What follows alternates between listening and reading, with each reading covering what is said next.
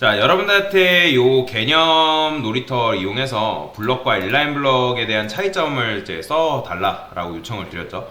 왜 그러냐면 이 블럭과 인라인 블럭의 차이점을 아는 건 굉장히 중요합니다. 이 블럭이 뭐고 그리고 인라인 블럭이 뭔지를 여러분들이 정확하게 이 특성을 파악할 수 있어야 돼요. 왜 그러냐면 나중에 여러분들이 실제로 웹사이트 작업할 때 이 블럭과 인라인 블럭을 이용해서 작업을 해야 되는 경우가 굉장히 많단 말이에요. 근데 블럭과 인라인 블럭에 대한 개념을 여러분들이 모르면 실제로 작업하는 게 어렵습니다. 그래서 제가 아까 말씀드렸죠. 외워야 되는 건 반드시 외워야 된다고. 그래서 이 블럭과 인라인 블럭에 대한 차이점은 여러분들이 반드시 외우고 계셔야 된다라고 보시면 됩니다. 자, 그러면 지금 보시면 여기에 제가 200픽셀을 일부러 박아놨거든요. 200픽셀을 100픽셀로 그냥 너비를 200픽셀이죠. 높이 같은 경우는 지금 100픽셀로 각각 100픽셀, 100픽셀, 100픽셀 이런 식으로 잡아놨어요. 자, DRB한테 너비를 지우면 어떻게 된다? 자, 너비를 지우니까 너비가 최대한 늘어나는 걸 볼 수가 있어요. 그죠? 근데 여기다가 여러분들이 위드 값이라는 걸 오토라고 딱 줘볼게요. 자, 위드 값을 오토로 줬는데 지금 변화가 있다 없다? 변화가 없죠. 그건 왜 그러냐면 제가 아까 여러분한테 말씀드렸을 때 그러니까 모든 엘리먼트에는 CSS 기본 값이 존재한다 라고 말씀드렸잖아요. 너비를 지금 안 줬어요. 그러니까 정확하게는 DRB한테 너비를 오토를 주지 않나 똑같다는 거예요. 그럼 무슨 말이냐면 이 DRB가 DRB의 너비의 기본 값은 뭐냐면 오토입니다. 오토. 그러니까 오토가 걸려있기 때문에 지금 너비가 최대한 유연하게 늘어나는 걸 지금 볼 수가 있는데 여러분들 마찬가지로 섹션과 네버한테 너비를 따로 이제 지정해주면 얘네들이 이런 식으로 나오겠죠. 뭐 이거는 여러분들이 테스트를 해보셔서 아실 거예요. 그런데 그게 아니라 이 녀석들한테 너비를 주지 않고 제가 요 녀석을 인라인 블록으로 바꿔볼게요. 자, 인라인 블록으로 바꾸니까 어떻게 변해요? 자, 인라인 블럭으로 변하니까 너비가 어떻게 됐죠? 최소한으로 줄어든 걸 볼 수 있어요. 자, 블럭일 상태에서는 원래 이런 식으로 나오다가 인라인 블럭으로 얘네들을 바꾸니까 이렇게 바뀐다라는 거예요. 그죠? 자, 너비 오토를 아까 말씀드렸던 것처럼 너비 오토를 주나 그 다음에 주지 않나 기본값이라는 의미입니다. 참고로. 자, 그래서 지금 요거를 블럭을 하고 이 div한테만 디스플레이를 인라인 블럭으로 따로 줘버리면 당연히 div만 지금 너비가 어떻게 돼요? 최소한으로 줄어드는 걸 볼 수 있어요. 제가 근데 지금 아까 텍스트를 넣어보라 했죠. 그죠? 그러면 텍스트를 넣어보니까 1이 지금 이렇게 있기 때문에 나오는데 제가 1을 지워볼게요. 자, 1을 지우니까 나와요, 안 나와요? 안 나오는 걸 확인할 수 있어요. 그죠?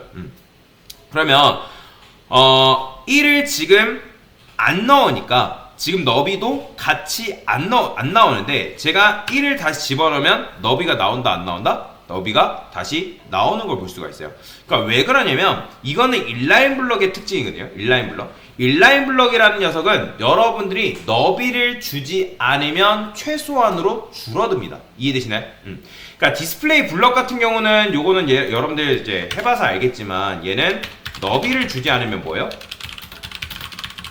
최대한 유연하게 늘어난다라고 말씀드렸잖아요. 그죠? 높이 또한 사실 요거는 지난 시간에 테스트를 해봐서 알죠. 높이를 주지 않으면 최소한으로 줄어든다라고 말씀을 드렸고, 자, 그러면 인라인 블럭일 때는 뭐다? 얘는 너비를 주지 않으면 최소한으로 줄어든다라는 거죠. 그죠? 자, 그러면 지금 우리가 너비를 주지 않으니까 최소한으로 줄어든 걸 볼 수가 있는데, 자, 그러면 여러분들이 이것도 테스트를 해보셨어야 돼요. 제가 이 상태에서 1을 지울게요.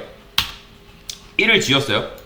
자, 그 다음에 이 div한테 높이도 지울게요. 얘네들 각각 높이도 지워보겠습니다. 높이 100픽셀 지금 요거 주석한 거예요. 자, 이 상태에서 div한테 너비만 줘볼게요. 너비. 자, 너비를 줬는데 지금 나온다, 안 나온다? 안 나와요. 보이시나요? 안 나와요. 그러니까 너비를 줬으면 나와야 되는 걸로 알고 있지만 너비가 안 나옵니다. 그러니까 그럼 왜 그러냐면 div가 인라인 블럭을 지웠을 때나, 그러니까 블럭일 때도 마찬가지로 블럭일 때는 높이가 어떻게 된다? 최소한으로 줄어든다 했잖아요. 그죠? 근데 인라인 블럭일 때도 마찬가지로 높이가 최소한으로 줄어듭니다. 그래서 그랬기 때문에 너비를 줬을 때 얘가 지금 안 나오는 거예요. 그러면 제가 1 줘볼까요? 나온다 안 나온다? 나와요. 왜요? 1이 가지고 있는 텍스트의 기본적인 높이가 있기 때문에 제가 이 텍스트를 크기를 키워놓으니까 그 크기에 맞게끔 높이가 지금 잡히는 걸 볼 수가 있는 거죠. 자, 그래서 얘도 마찬가지로 뭐다? 줄어든다라는 거죠. 그래서 여러분들이 마찬가지로 너비 높이, 그러니까 디스플레이 블럭 같은 경우 너비를 주지 않으면 너비가 최대한 유연하게 늘어나고 높이를 주지 않으면 최소한으로 줄어듭니다. 근데 디스플레이 인라인 블럭도 마찬가지로 높이를 주지 않으면 최소한으로 줄어드는 걸 볼 수가 있다라는 거죠. 자, 그러면 여러분들이 이제 배열 방향을 확인해 보셔야 되는데, 자, 얘는 배열 방향이 어떻게 되냐면, 자, 너비 이거 지워볼게요. 여러분들이 이런 식으로 각각 div 섹션 내부, 아니 내부 맞나? 얘네들이 디스플레이 블럭이란 말이에요. 디스플레이 블럭일 때는 배열 방향이 어때요? 세로 방향이에요. 세로 방향. 근데 세로 방향으로 한 줄에 하나씩 가지고 있습니다. 하나씩. 한 줄에 하나씩. 그러니까 무조건 한 줄에 하나씩 꽉 채워요. 너비가 있던 높이가 있던 무조건 얘가 만약에 여러분들이 너비를 줄였다 하더라도 어떻다? 얘가 한 줄을 꽉 차지하고 있기 때문에 이런 식으로 나오는 거예요. 무조건 세로 방향. 디스플레이 블럭은 무조건 세로 방향입니다. 자, 그러면 이것도 테스트를 해보셔야 된다고 말씀을 드렸죠. 자, 이 상태에서 div 섹션 내부를 인라인 블럭으로 바꾸는 거예요. 자, 인라인 블럭으로 바꾸니까 어떻게 나와요? 배열 방향이 원래 블럭이었던 것들이 한 줄에 하나씩 나오면서 이제 세로 방향으로 나왔다면 얘는 가로 방향입니다. 가로 방향. 근데 가로 방향인 것까지 맞추신 건 잘하신 건데 이것도 테스트를 해보신 분들은 굉장히 잘하신 거예요. 제가 여기다가 너비도 조금 줘볼게요. 100픽셀. 자, 이 상태에서 요 녀석들을 늘려볼 거예요. 조금 양을. 자, 그러면 어떻게 되냐면 얘는 이런 식으로 나와요. 그러니까 인라인 블럭은 화면에 맞춰서 최대한 나오다가 밑으로 내려갑니다. 이런 식으로. 보이시나요? 화면이 줄어드니까 알아서 이런 식으로 내려가죠.